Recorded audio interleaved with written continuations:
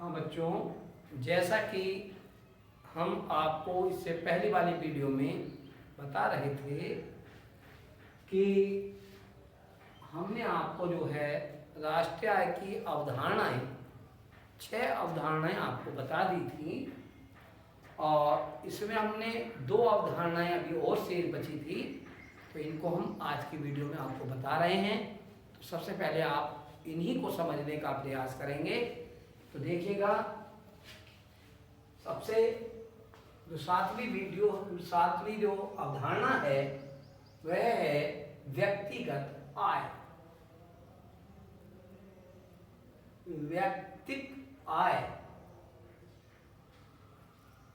व्यक्तिगत आय क्या है, ये बात समझेंगे।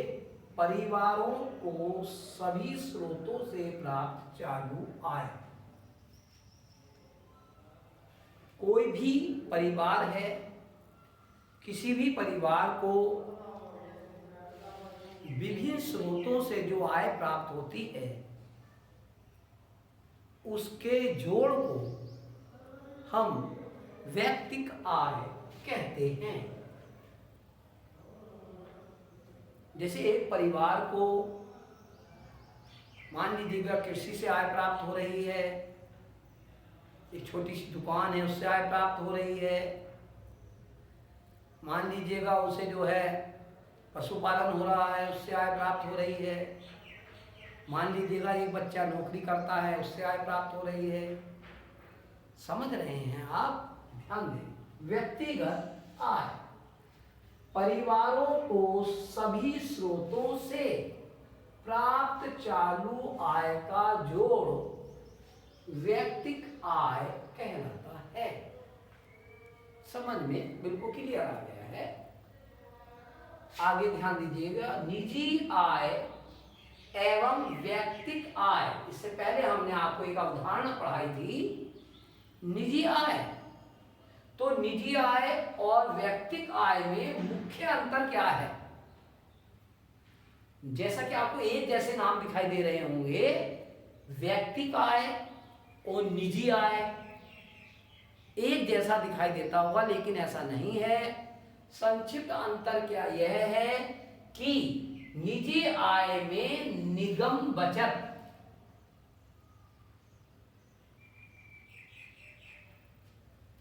और निगम कर शामिल होते हैं। यानी कि निजी आय में निगम बचत शामिल होती है और निगम करों को शामिल किया जाता है, जबकि व्यक्तिगत आय में निगम बचत और निगम कर को शामिल नहीं किया जाता।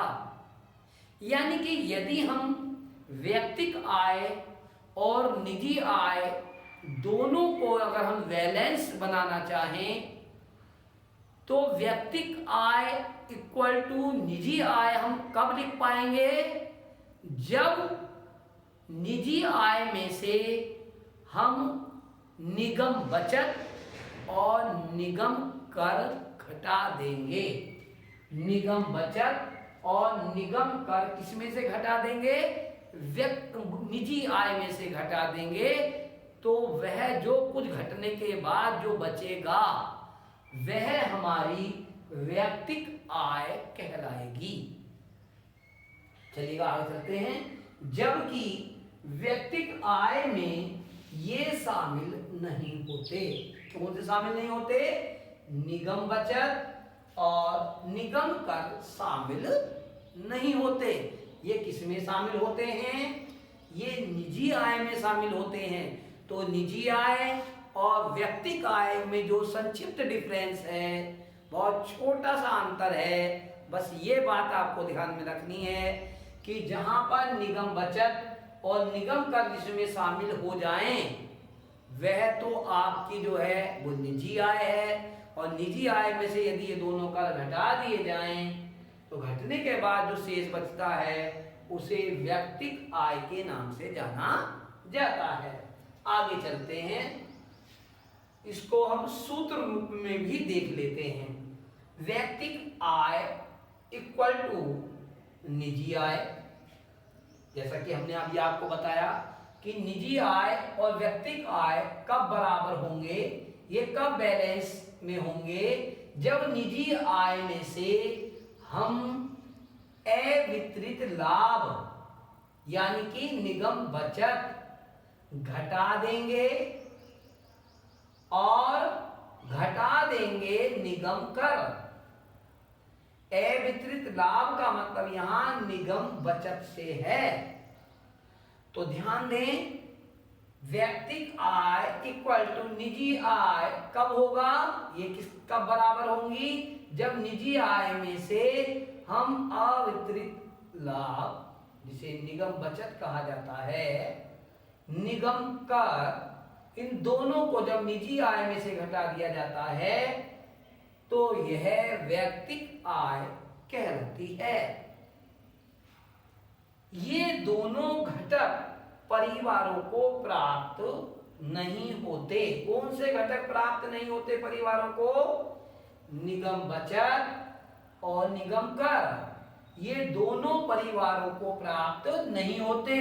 यानी कि व्यक्तिगत आय क्या है? परिवारों को सभी स्रोतों से प्राप्त चालू आय का जोड़। लेकिन परिवारों को जो सभी स्रोतों से प्राप्त आय प्राप्त हो रही है उसमें निगम बचत और निगम कर इसमें शामिल नहीं होते। तो यही बात कही जा रही है, परिवारों को प्राप्त नहीं होते। अतः व्यक्तिगत आय जानने के लिए इन्हें निजी आय में से घटाया जाता है।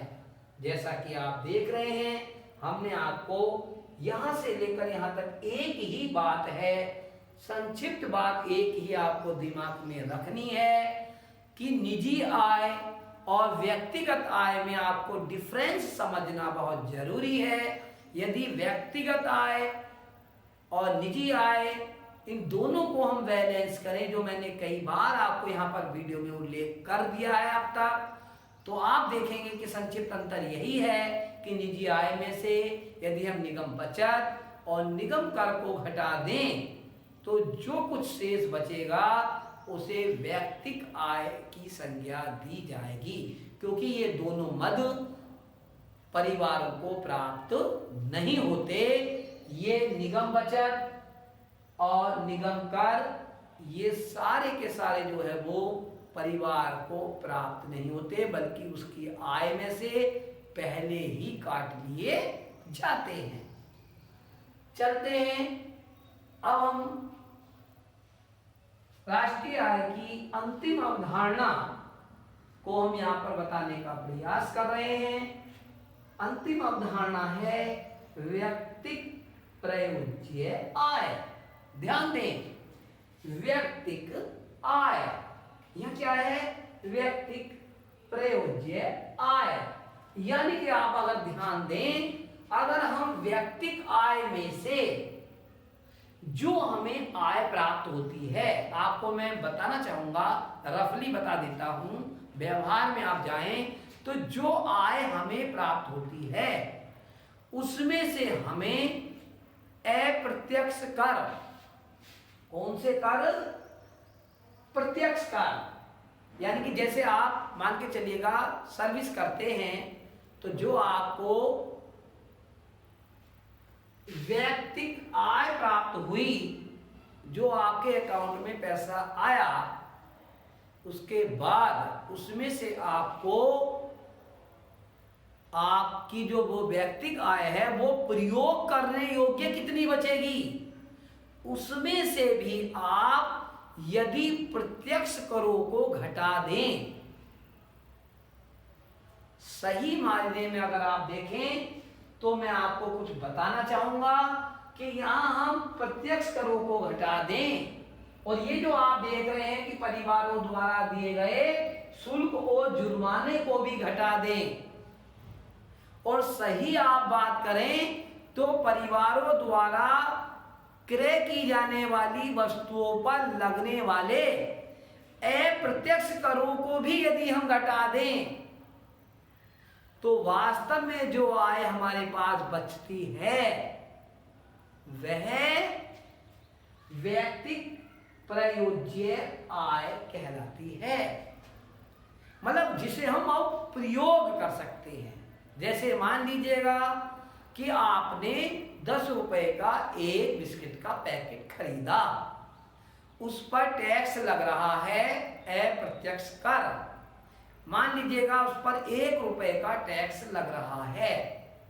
तो आज आप जो बस अपने 10 रुपए व्यय कर रहे हैं, तो आपको जो वहां भी जो आपकी व्यक्तिक आय थी, जो आपको आपके पारिश्रमिक के बाद दी गई थी, कब दी गई थी, उसमें भी आपको निगम बचत और निगम कर फर्म ने या सरकार ने पहले ही उसे काटकर आपको दिया था।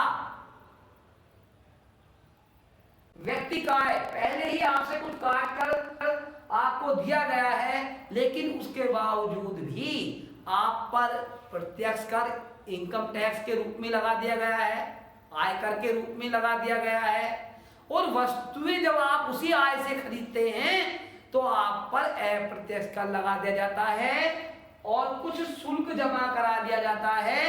जैसे मान लीजिएगा बिजली का प्रयोग कर रहे हैं तो बिजली पर टैक्स लगा दिया जाता है, वहां से शुल्क वसूला जाता है, कुछ जुर्माना लगा दिया जाता है। मान लीजिएगा आपका बिल थोड़ा लेट गया तो आपका जुर्माना लगा दिया जाता है। तो ये सब चीजें कहां से कम हो रही हैं? ये सब चीजें व्यक्तिक आय में से कम हो रही हैं। इसका मतलब व्यक्तिक आय भी प्रयोज्य आय नहीं है, इसमें से भी कुछ आय चली जाती है और बाकी बाद में जो शेष बचती है, जिसे हम वास्तव में प्रयोग करते हैं, जिसके द्वारा हम जिस पैसे से हम अपनी वस्तुओं को क्रय करते हैं, वास्तव में जो वस्तुएं क्रय की जाती हैं, वो जो पैसा हम व्यय करते हैं, जैसे 10 रुपए का बिस्किट का पैकेट खरीद रहे थे तो उसमें भी हमें 10 रुपए का सामान नहीं दिया गया, उसमें भी पहले से ही 1 रुपए का अप्रत्यक्ष कर लगा हुआ था। अब भी हमें उस 10 रुपए में से 9 रुपए के बराबर ही प्रयोज्य आय प्राप्त होती है। तो यानी कि हर स्टेप पर हमारा पैसा कटता चला जाता है। तो जो बाद में शेष जो बचता है, जिसे वास्तव में हमने उपभोग किया, तो वही आय व्यक्तिक प्रयोज्य आय कहलाती है। अब हम स्टेप बाय स्टेप जो हमने बोर्ड पर लिखा है उसको स्टेप बाय स्टेप समझते हैं। देखिएगा, ध्यान दें। सरकार द्वारा व्यक्तिगत आय पर लगाए गए सभी प्रकार के करों का भुगतान करने के बाद जो आय शेष बचती है, यानी कि व्यक्तिगत आय पर जो भी टैक्स लगाए जा रहे हैं, चाहे वह प्रत्यक्ष कर लगाए जा रहे हों, चाहे वह परिवारों द्वारा दिए गए शुल्क या जुर्माना या हम कहेंगे अप्रत्यक्ष कर, ये सब इसी में शामिल हो गए हैं। जो लगाए जाते हैं उनका भुगतान करने के बाद जो आय शेष हमारे पास बचती है, तो अब हम उसे प्रयोग करते हैं, उसे व्यक्तिक प्रयोज्य आय, प्रयोज्य कहते हैं प्रयोग करने योग्य आय। यानी कि आप ऐसा मानकर चलिए कि उपभोक्ता अपनी सेवाएं जहां पर भी दे रहा है वहां से जो उसे वेतन प्राप्त होता है और वस्तुएं उपभोग करने तक उसकी आय में से बहुत सारा हिस्सा प्रत्यक्ष कर और अप्रत्यक्ष कर के रूप में, जुर्माने के रूप में, शुल्क के रूप में और ले लिया जाता है, और जो आय बचती है उसे हम व्यक्तिक प्रयोज्य आय के नाम से जानते हैं। चलिए अब हम यहां देखते हैं क्या लिखा है। व्यक्तिक प्रयोज्य आय ज्ञात करने के लिए व्यक्तिक आय में से प्रत्यक्ष करों तथा परिवारों द्वारा दिए गए शुल्क और जुर्माना को घटा दिया जाता है। और इस पंक्ति को हमने सूत्र रूप में भी ठीक इसी प्रकार यहां पर लिखा है। मीन्स व्यक्तिक प्रयोज्य आय यदि हमें ज्ञात करनी है तो व्यक्तिक आय में से प्रत्यक्ष करों को घटा दीजिएगा पहले तो, फिर आप जो है वो ये सारे सही पूछे तो इन अप्रत्यक्ष कर हैं, ये अप्रत्यक्ष कर का रूप ही है। आप कोई वस्तु खरीदें या कोई बिल देर से जमा करें, या आप गाड़ी ले जा रहे हैं, आपका जो है वो लाइसेंस नहीं है, या लाइसेंस की डेट निकल गई है तो आप पे जुर्माना लगा दिया गया है, तो ये सब कुछ हमें अपनी आय में से व्यय करना होता है। तो इसीलिए ये जो है लास्ट में जो सबको देने के बाद जो कुछ भी बचता है वो वास्तव में हमारी व्यक्तिक प्रयोज्य आय कहलाती है। तो मैं समझता हूं कि आपने इन राष्ट्रीय आय की अवधारणाओं को बहुत अच्छे से समझ लिया होगा, और अब तक हमने अपने इस चैप्टर में आपको पढ़ाया राष्ट्रीय आय का क्या अर्थ है, उसकी क्या परिभाषा है। उनकी परिभाषा विभिन्न अर्थशास्त्रियों ने यद्यपि दी अपने अपने दृष्टिकोण से, लेकिन प्रोफेसर मार्शल ने, पीगू ने और फिशर महोदय ने अपने जो परिभाषाएं दी हैं वह राष्ट्रीय आय की सर्वश्रेष्ठ परिभाषाएं हैं। उसके बाद हमने राष्ट्रीय आय की अवधारणाओं का विधिवत रूप से अध्ययन किया, और मुझे आशा है कि आपकी ये बहुत अच्छा समझ में आया होगा। इसके बाद हम नेक्स्ट जो है वो इसी चैप्टर में नेक्स्ट टॉपिक पढ़ाएंगे, उस टॉपिक को जो है हम बता रहे हैं अभी से ही। अब हम इसके संबंध में पढ़ाएंगे राष्ट्रीय आय की गणना की जो है वो विधियों का हम यहाँ पर उल्लेख करेंगे। तो राष्ट्रीय आय की गणना की 3 विधियां हैं। राष्ट्रीय आय की गणना की कितनी विधियां हैं? 3 विधियां हैं। तो पहले हम आज सामान्य बात कर लेते हैं, नेक्स्ट वीडियो में इसका मैटर विधिवत रूप से लेकर के आएंगे। तो राष्ट्रीय आय की गणना की 3 विधियां हैं। तो 3 विधियों में पहली विधि का हम उल्लेख करेंगे आय गणना विधि। आय गणना विधि। दूसरी जो विधि होगी वह होगी व्यय गणना विधि, और तीसरी विधि का हम उल्लेख करेंगे तो आय गणना विधि, व्यय गणना विधि, और तीसरी विधि का जब हम उल्लेख करेंगे वह विधि होगी आपकी